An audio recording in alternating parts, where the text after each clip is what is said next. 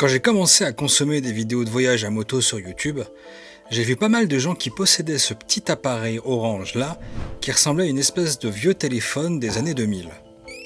Oh, je me suis fait mal. Comment ça marche ça?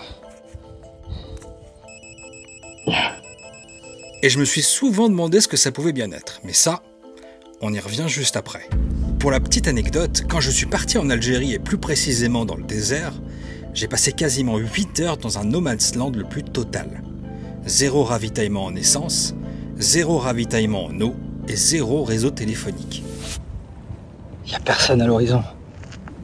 Pas un bruit. Ça m'a fait prendre conscience de quelque chose. C'est que s'il m'arrivait quoi que ce soit, je m'étais rendu compte que je n'avais aucun moyen de communication. Alors, il y a bien l'appel par satellite sur téléphone, mais en réalité, ça n'existe que sur très peu de modèles. Et il faut préciser quelque chose. C'est qu'un téléphone, ça chauffe très souvent, et quand ça surchauffe, ça s'éteint automatiquement. Lors des préparatifs de mon voyage pour les USA, j'ai commencé à rechercher ce qui se faisait. Et devinez sur quoi je suis tombé? Sur ça, le Garmin InReach Mini 2.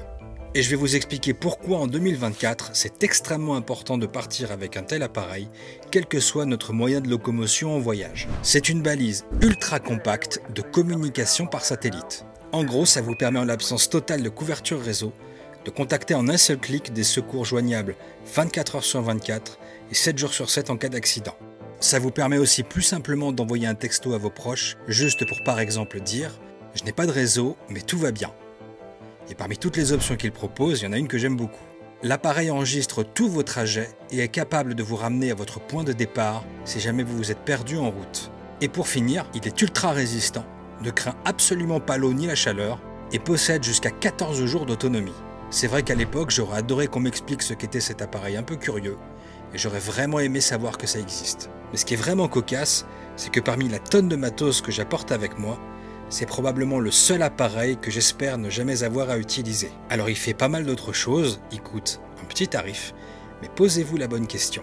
À combien estimez-vous le prix de votre sécurité? J'espère vous avoir appris quelque chose, roulez prudemment, on se dit à bientôt.